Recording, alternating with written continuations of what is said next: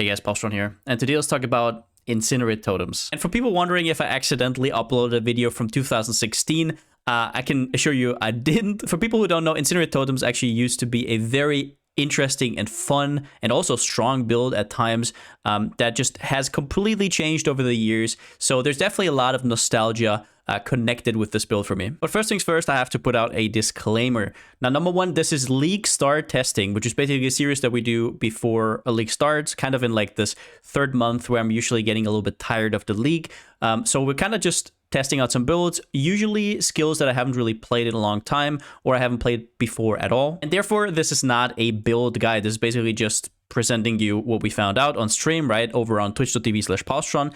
And yeah, basically, usually what we use is somewhere around 2 to like 5-ish exalts. For this build, we kind of landed at 3 to 4 exalts. It's always hard to tell, but just so you know, we're not bullshitting here in terms of month 3 prices. We're looking at PoE Ninja, PoE Antiquary, and actually look what stuff costed on day 1, day 2, and also, as well as that, we're testing roundabout up to Shaper Elder. Now, I'm sure it can happen that if a build like pops off like crazy, we're going to try further, but most builds with this kind of budget will stop functioning at like Hidden or Feared.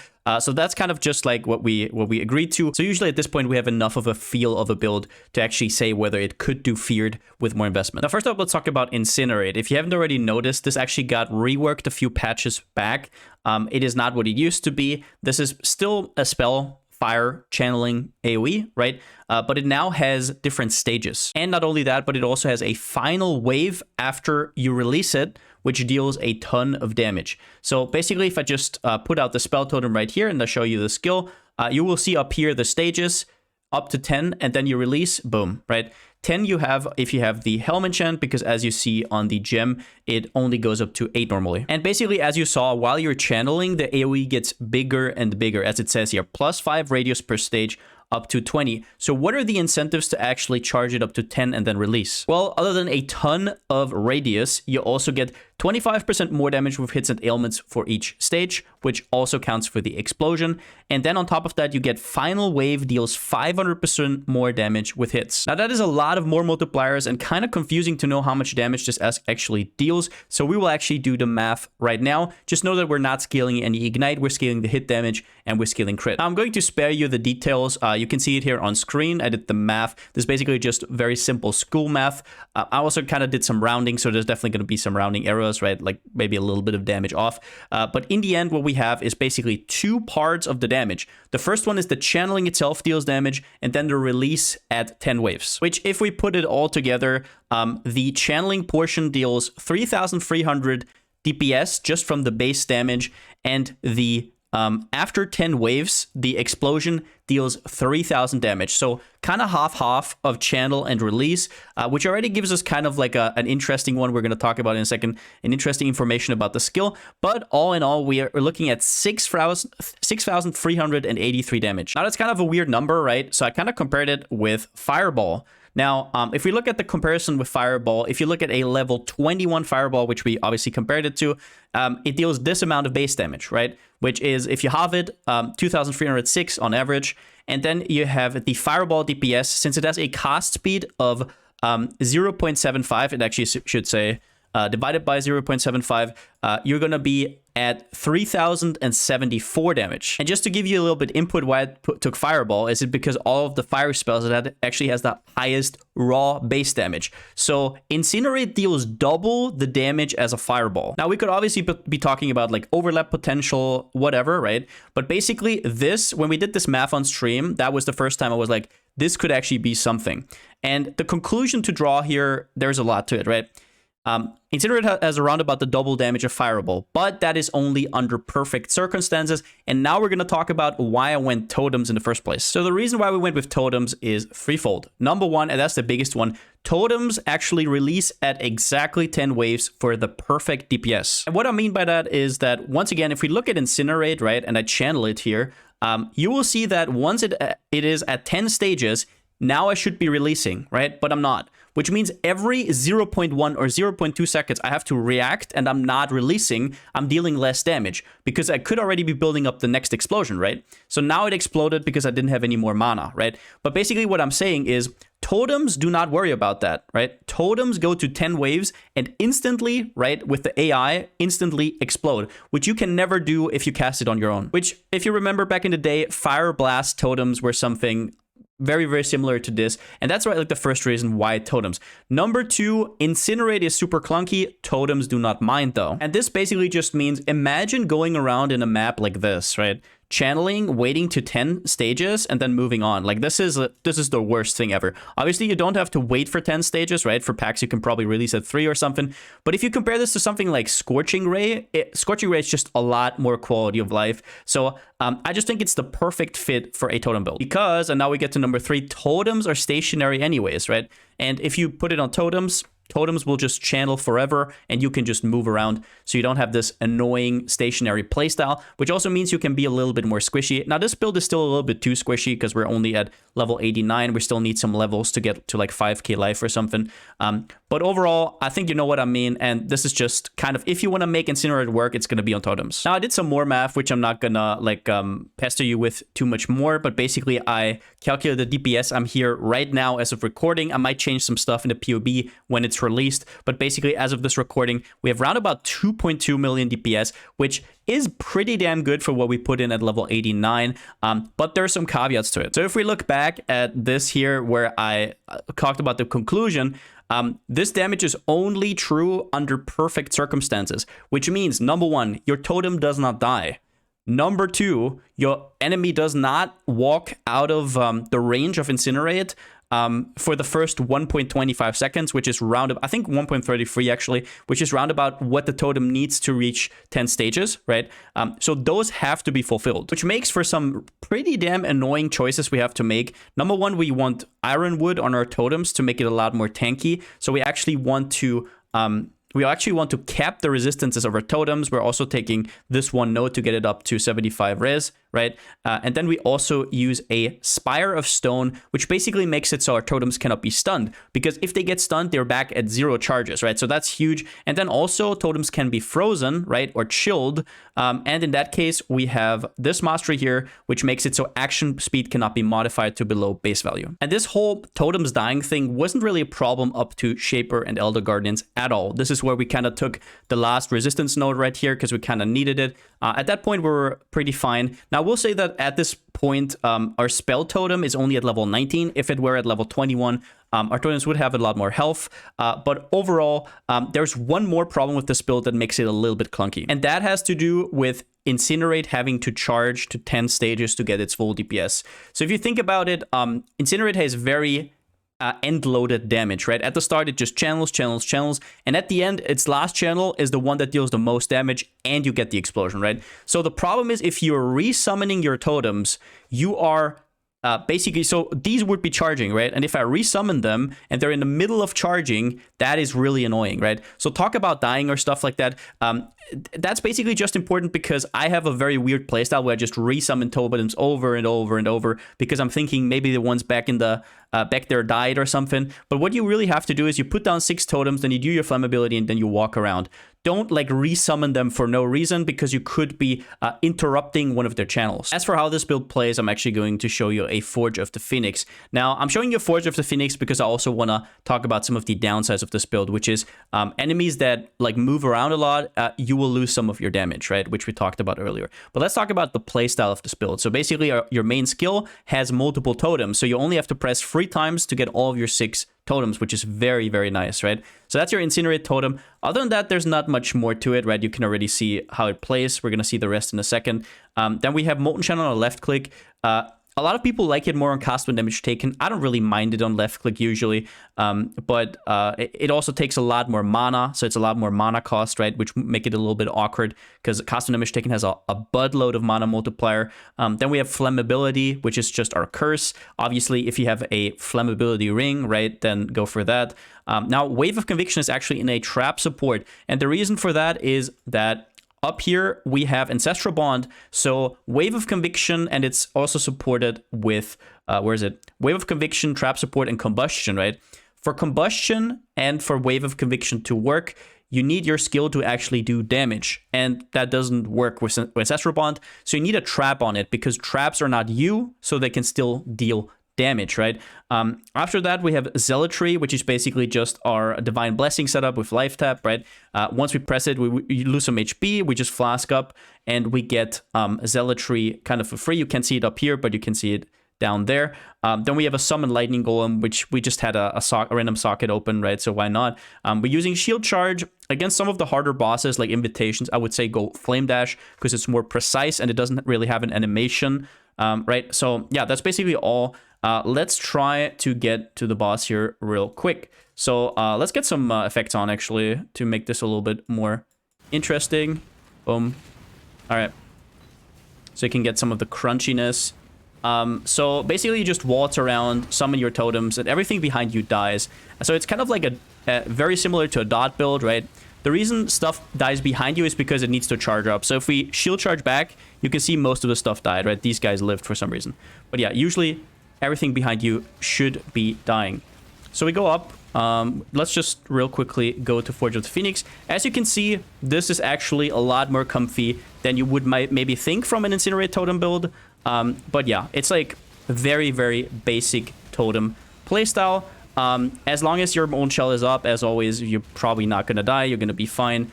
Otherwise, you have to be maybe a little bit more careful. But you can charge into packs without really feeling too much hurt unless there is some crazy map mods on your map, right? Now, as I said, we did everything up to Shaper, Shaper Invitation, Elder, Elder Invitation on this. And it was pretty damn nice, right? The damage isn't like anything to write home about, but it doesn't have to be at this stage. It's a very, very safe playstyle. So let's check out the Phoenix real quick. And now you're going to see one of the downsides, which is if the enemy is moving. We also have the Maven on, so it's going to probably get some regen. So this is kind of the damage. You can see here the damage sometimes comes in like steps, and that is because obviously the last explosion deals a lot of damage, and then if it crits, it deals even more damage, and if it doesn't, you have to wait again, right? So here we have to resummon, right? It moves around, so it moves around with the damage a lot, right? We do this. Now there's another version that you can do that's a little bit more squishy, and that is basically with Martyr of Innocence. But then again, Martyr of Innocence can be upwards to like 4 to 5 exalts, depending on what people play. So I thought it was kind of like a wild card to use that.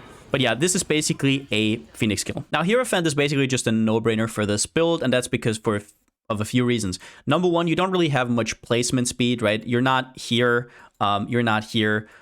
So yeah, just straight up getting 140% placement speed in total just completely takes care of that. Then you have the +1 totem, which is huge. +1 totem is even more premium nowadays because Soul Mantle doesn't really exist anymore, quote unquote, right? They destroyed it. Then you have Ritual of Awakening, which basically takes care of all your mana needs. You have a ton of mana regen, so you never have to think about it ever. You have 5% more damage per totem, which we have 6, so that's 30% more damage, which is very strong. And then your totems also regenerate, right? So not only do you get 6% regen, your totems also get that, which is huge for survivability, which we want because we want them to finish the Incinerate cost, right? Then we have Conviction of Power, which gives us endurance charges, which is nice for tankiness. And then we also get the power charges to make crit a little bit more realistic. And at the end, there's not really much to do here. If you want to go for Mind Over Matter, I wouldn't really recommend it nowadays. Auras are just kind of too strong. But if you want to go for a Mind Over Matter version, knock yourself out. Go for Divine Guidance. But I just went for Arcane Blessing. It gives us some Arcane Surge effect. And we don't have to do like a secondary skill to get our Arcane Surge. We just get it normally. And let's go over the items quickly. There's not really anything that stands out here. We're not really using any uniques, which makes it a lot easier on Leaguestart, right? Number one, this Void Scepter we actually made with essences. I don't remember what we did exactly. I think we did fire damage to spells. Yeah, so one thing you have to know about this skill is it actually has pretty damn good damage effectiveness. Now, you might not think, if you look at it, because it's only 50%, right? But you have to think about it this way. These 50% actually get multiplied by all of the multipliers down below. So in reality, the damage effectiveness is more like 500% or something, right? That's what you have to remember. The 50% looks very small, but added fire damage in this build is absolutely huge, which is also why if you can get your hand on the Martyr of Innocence, and you can get it like to 6 link or 5 link. You can also do Martyr of Innocence and then Chaos Heart, for example, right? Which would give you a ton more HP and make gearing a lot easier. But I didn't do that because Martyr of Innocence can be expensive as hell, right? So what we did here is we basically just hit kind of nothing, right? The burning damage, cold damage doesn't do anything. We hit a crit roll and we crafted on cast speed. That's basically it. You probably want a Void Scepter. Now, we would have loved to actually go for cast speed in the implicit and go for a wand, but it takes like 240 int and it just wasn't really worth getting there. And 40 LE damage is fine as well, right? As for shield, this one's pretty important. Now, getting +1 totem on the shield is also one of the reasons we didn't go with Martyr of Innocence in the end, right? And the thing about getting the 6th totem is, if you think about how multiple totems work, right? Which you definitely want to use, by the way. Multiple totems is not only a damage multiplier, it's also super comfy to play, right? If you put down the first 2 totems, I'm actually going to remove this. So if you put down the first 2 totems, easy. Next 2 totems, easy. But now if you only have 5 totems, what happens on the next click is one of your first totems gets unsummoned, right? This one here, and 2 new ones get summoned. And with the way that Incinerate works, it wants to get to its max stages, right? So if you unsummon one of the first totems, while it's still charging, you're losing out on a ton of DPS. So this is not just like a little bit of extra damage going from 5 to 6. It's also not unsummoning one of the first ones you casted. So we basically chaos spammed this one, and we said we would stop on the first +1 totem we hit. On average, it takes 40 chaos. It took us, I think, 23 chaos. In the currency calculation, I still put in the average, right? But basically, an even easier way would be alteration spamming, right? But I thought, yeah, might as well chaos spam. With alteration spam, it costs you like 5 chaos up to 7 chaos. At the start, alterations are pretty cheap, and you need a Shaper Shield. I think it was eye level 75, but it might be 70. Maybe check that again to roll this mod right here. And the base can be expensive at Leaguestart. Now, in hindsight, I should have probably taken an evasion armor base or something that can roll spell suppression, but I was kind of greedy for damage and we didn't hit anything in the end. So yeah, not the best play, but at Leaguestart, you're always going to have scuffed gear. So this is kind of simulating that, I guess. Next up, the helmet, we basically just got +2 maximum stages. And then what we did is we spammed Screaming Essences of Greed for the life until we hit some sort of spell suppression, right? So that's pretty nice. Always work with Essences of Greed. We did the same on the chest. This is actually the same chest that we had on the Caustic Aura Ballista build. We just kind of like switched around some of them because it's just a very generic gear, right? This time around, we actually applied some implicits. And the reason for that is we did the cheapest one, right? This one here, which you can drop pretty damn easily. So like the T1s is what we spammed. And we just basically kept whatever we hit. The first thing that was okay, we kept. Here we have a little bit of crit chance, a little bit of Fist taken as lightning, but nothing else, right? So if you look at this gear, it's mainly life, resistances, spell suppression. That's basically all it is, right? Here we have some crafted life. As for the rings, now the rings are interesting because you really want cast speed, right? So just buy okay cast speed ones. In this case, we didn't really get good ones. These are all T2. You can still get a lot more damage. And also the more cast speed you get, the better it will feel because your totems don't need like, I don't know, like 2 seconds or something to get up to 10 stages. As for the Emmy, the only important thing here is crit multi is really good, cast speed is really good, right? And then the Anoint actually should be Ironwood. Now, not only does it give you a ton of armor, it actually gives your totem survivability. If you don't have Ironwood, which is super cheap, like none of the oils are you have to buy, you find them easily, right? But yeah, it caps the resistances of your totems. And if you don't have that plus this node and have your resistances capped for your totems, they're going to get annihilated. Then for belt, we actually found this one. It's like life, a little bit of chaos res and another res. Good enough, right? We didn't really have to buy anything there. Then we have 2 life. As for flasks, we have 2 life flasks, right? Now, all of these are scuffed, once again, because you're not going to get perfect flasks on Leaguestart, obviously. But what we got is, we basically alteration spammed all of these. What we got on the first life flask is immunity to corrupted blood. We don't really need the chill and freeze immunity because we have the Soul of the Brine King right here. Also, as for the second Pantheon, we actually took the Soul of Rislafa, which is nice, right? If you have 2 life flasks, both get the extra charges, so that's really, really cool. But we also don't have much Chaos Res, right? So while you're normally mapping, you can also go for Soul of Shakari. Now, then we have a Quicksilver Flask, obviously. Now, we have a cast speed suffix. It's only T2, though. It's whatever, right? You want a Quartz Flask to get the whole phasing playstyle, which is huge with totems. We got some armor on it, which is cute. And then we have a Granite Flask, and we got another armor roll, right? So as you can see, it doesn't do anything, but we just kept it because why not, right? As for enchants, I wouldn't really use when reach full, because that could be really annoying during boss fights, for example, and you're not a Pathfinder, right? So you actually have to manage your flash charges. I would just manually press them. As for gem setups, we're using Incinerate in our main link. Now, we did invest a little bit to get a 21, but it has no quality. So these are usually the gems that cost like 3 to 4 chaos. I guess if it was played maybe like 20 chaos, I think that's what we averaged it out. Then we use Elemental Focus. We don't need to Ignite for anything. Ignite doesn't really deal much damage. And we can Ignite Combustion on our Wave of Conviction easily, right? Increased critical strike chance. Incinerate has bad base crit, so this one's huge. Multiple totem support, absolutely huge. Quality of life, extra damage, complete no-brainer. Fire Pen, because we're not going for Omni, right? We don't know if Omni gets nerfed or not. I didn't want to include it. If it's still as easy to get as last league, go for Omni, of course. Now, Spell Totem support at the end. And then as for auras, in terms of importance, number 1, Determination. Number 2, Anger. Number 3, Herald of Ash, and number 4, Defiance Banner. Now, you'll see that we're actually not using Grace, which is kind of weird, but we don't have that much support on it for it on this side of the tree, unfortunately.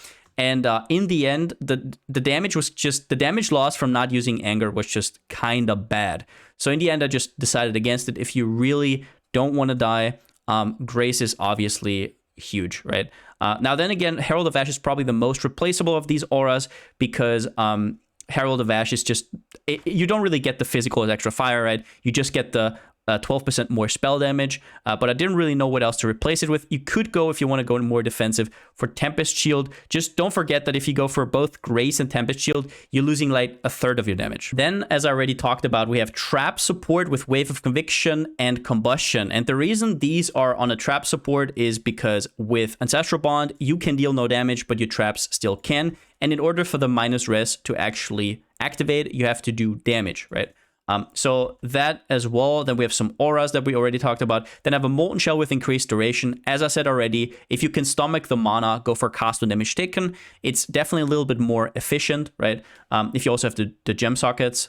Now, here we just have some random one-offs. We have Flame Dash, Summon Lightning Golem, and Flammability. Then, our Divine Blessing setup, right, that we press. We have Zealotry with Life Tap, Divine Blessing, and increased duration. This is basically just you press it, you flask up, and you get a free sort of Zealotry. And at the end, in my opinion, kind of a no-brainer is just Shield Charge with faster attacks, right? You really want the faster attacks, though, because you're not really scaling attack speed, so it's a huge multiplier to its mobility. And if you only want to go Flame Dash, do so, but I wouldn't completely remove the Flame Dash. I actually don't have it on the bar right now, which is a little bit weird. You won't really get through these hurdles, right? Then you have to go around with Shield Charge, which is super annoying. As for passive tree, obviously, if you start out with a build, you want to path through the damage nodes, right? But what we did here later was we respec these starting nodes and actually went through the strength here. Now, we went for Spire of Stone here, and basically, for every 10 strength in radius, your totems get 3% totem life, which is very nice to have. But the big thing here is totems cannot be stunned. And as I talked about already, that means that they cannot be interrupted while charging up to the big explosion, right? Because if they get stunned mid-charge, you don't get the last explosion. They start back at 0. So this one's huge, and it's usually pretty inexpensive. So we actually go down here. I really want the combat stamina to get a little bit more armor. Now, Determination, Mana Reservation, Efficiency, you might actually not need it, but it's still nice to have a quality of life. Iron Will, we're not really stacking strength, but it's still like 50% increased damage, so it's worth a point, right? Constitution to get some life. I'm actually taking all of these AoE nodes, even over the life node, because we really need AoE. We can't really afford a Carcass Jack at this point, which would be nice, right? But it is what it is. We just take all the AoE nodes that we can get. If you really want more, you can also, like, I don't know, you could invest another 5 points if you really wanted to, but I didn't feel like it was worth it. Then we go through here. As you can see, we didn't even take the 2 points passives yet. We really only took Spire of Stone. Now, we go through here, get the 50 life mastery, go up here as normal. Sovereignty is insane, 15% mana reservation efficiency, mastery, right? Ancestral Bond, biggest node, it gets you from 5 to 6 totem. It's insane. Then you go for this cluster here, Primal Manifestation, get a little bit more totem life and a lot more damage. Definitely take this one res node unless you have like a random totem res on one of your jewels, which would be better, right? But you can't, like beggars can't be choosers. We actually took this mastery here for crit multi against unique enemies, which does help out a lot against invitations, right? Then we actually have a very, very scuffed cluster setup.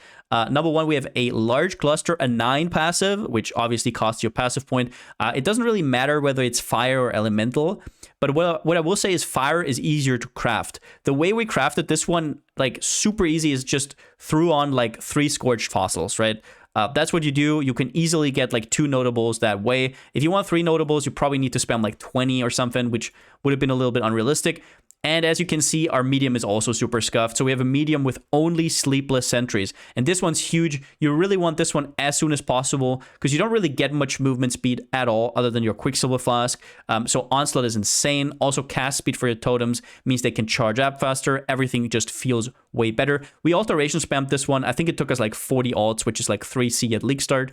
And then we also got some scuffed jewels here. What you want to focus on is like crit multi, maybe some resistances. Cast speed would be nice as well. Now then, since we are a Hierophant, we have maximum, we have 4 minimum endurance charges and 4 minimum power charges. That is also your maximum. So what you can do with this cluster here is you can actually take cannot be shocked while maximum power charges. Now you can decide what you think is worse, shock or ignite. I personally think with 2 life flasks, we're fine against ignite. I think shock is just really, really nice to be immune against. So I took the immunity against shock. I would definitely take this. You can obviously go for a little bit more extra damage, but trust me when I say cannot be shocked is huge.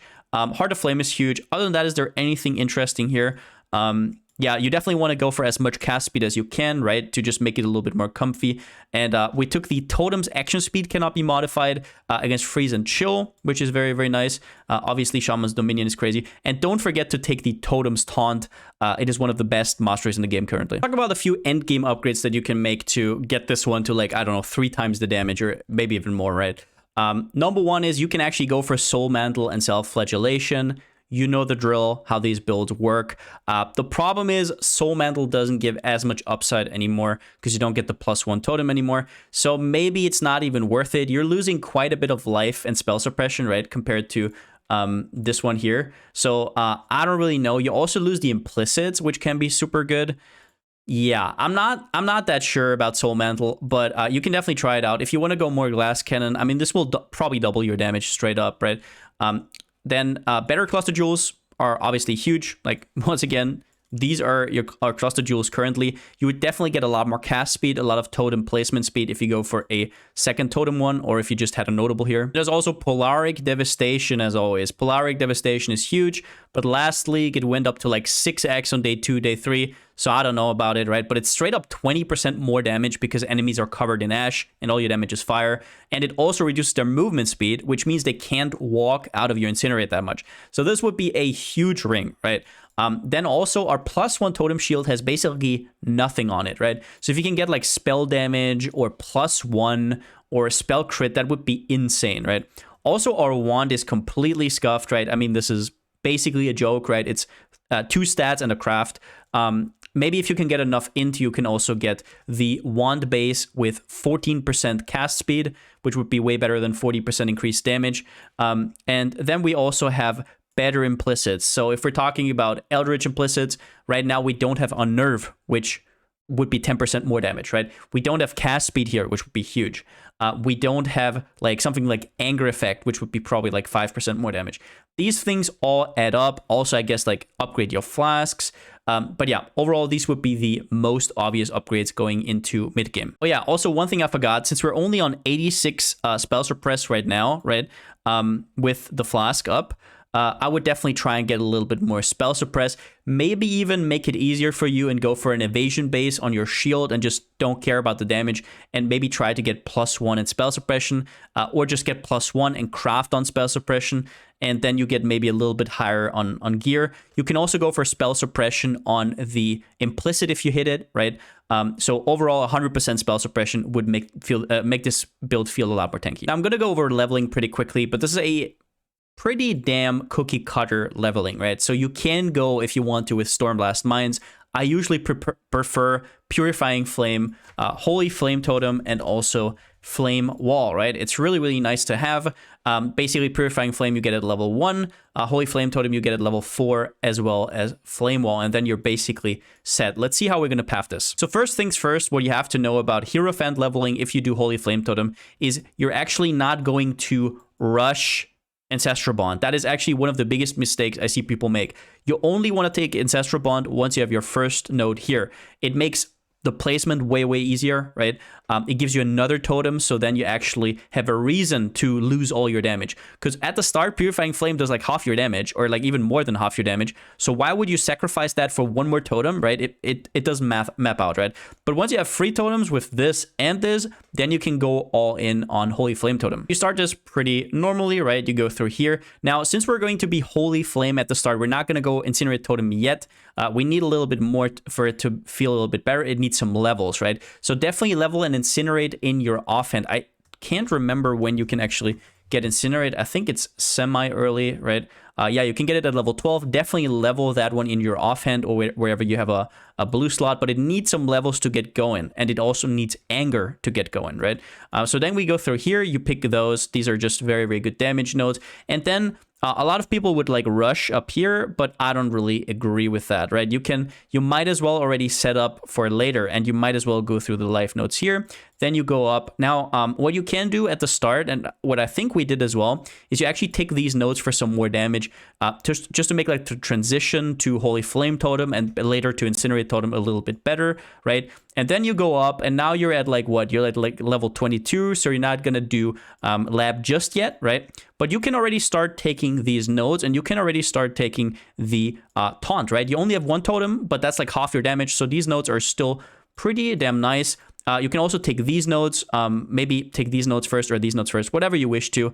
With this, you can probably go for Anger early, right? Just manage your aura reservation. You can have Herald of Ash. You can have Anger, right? You don't really need much more. If you feel squishy or you can't get resistances on your gear, you can also go for Purity, which is nice. Now at this point, we're at level 32, so you're gonna do your lab, right? And then you take Ancestral Bond once you have these first 2 points. After that, you're basically just going to start to slowly fill out the rest of the build. Once again, POB is going to be down in the description.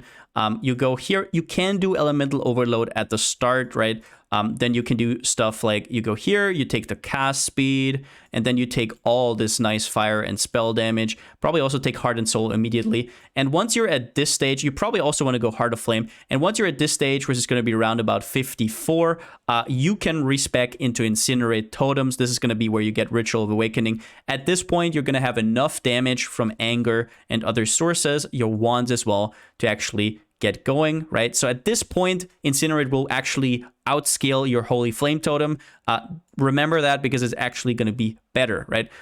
Look for cast speed wherever you can. We're going to talk about some of the items that you can use in a second. But basically, from here on out, you just start filling out crit, right? Which is this cluster, this cluster, this cluster, and basically you want to go into these crit nodes once you have Conviction of Power, because that's the point where you get your power charges, which supports all your crit, right? And at this point, you also want to have increased critical strike support somewhere in your links, because Incinerate actually has really, really bad base crit. Now, one thing you can also do is instead of going crit, right, you can maybe first go down here, right, and take combat stamina. Actually, you want to go through here, obviously. Also, if at any point you need dex, take precision. It gives you dex, it gives you cast speed. It's very nice. And you go to Constitution, you do Iron Will, and once you have a Spire of Stone, you're going to put it in here. Now, the only thing that we used that wasn't just stuff we found ourselves, right? We did Leaguestart testing, so no leveling items, was we made these with the recipe, right? So we made wands with flat fire damage, and the way, if you don't know, to make this is you need a magic wand. It has to be magic, plus an Orb of Alteration, and then either a normal, a magic, or a rare ruby ring, right? And that will give you, so this is, for example, a level 21, right? You can also have a level, so usually what I do is I go for the level 8 one and for the level 21, because you won't have that many Orb of Alterations at the start, right? And the way you get a rare one for the level 20 recipe is you do the essences, right? Essences are basically like Orb of Alchemies. So save your Orb of Alchemies, just throw any essences on there, and these are going to carry you extremely far. What's my conclusion or verdict here at the end? We tested it out, and here we are.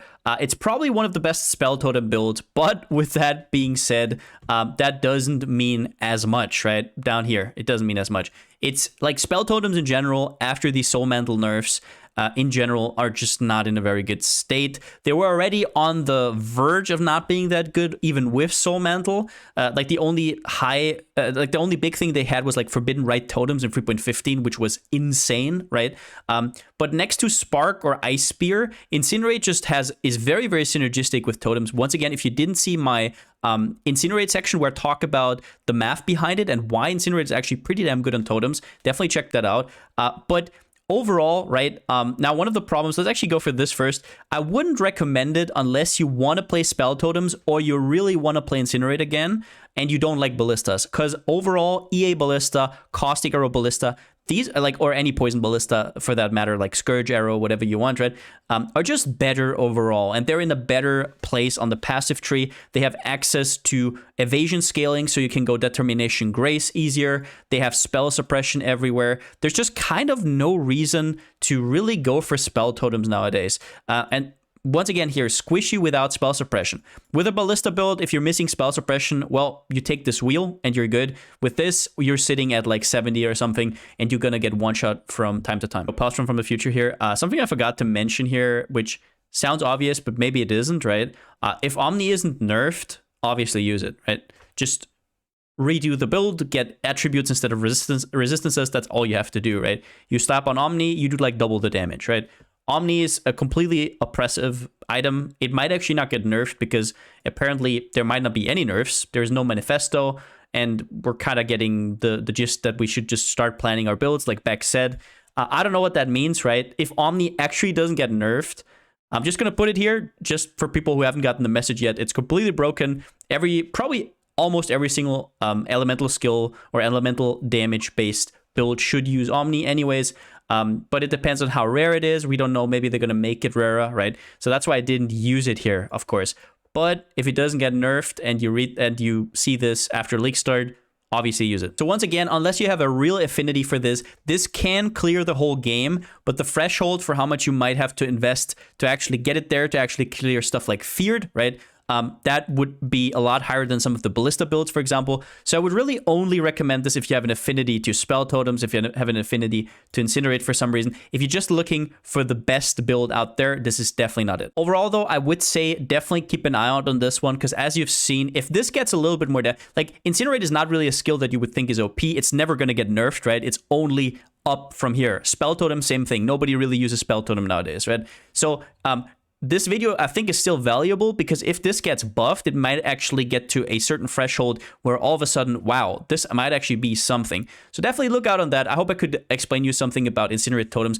I was still, like, I had, like, no expectation whatsoever, so I was a little bit surprised in the end that it functioned at all, right? So it was a lot of fun still. But that's it for the video. If you liked it, give it a thumbs up, and if you haven't already, subscribe. As always, a huge shout out to my Twitch subscribers and my Patreons. I couldn't do videos like this without you. Thank you so much for the support. And yeah, I actually really enjoyed this one. This got me back with the nostalgia. Like, Incinerate Totem used to be a pretty damn cool build. Nowadays, after Incinerate got changed, it's a little bit sketchy. But I think Spell Totems are the best way to make it work nowadays, even if that doesn't mean that much. But with that being said, since I still don't have a slogan, see you next time.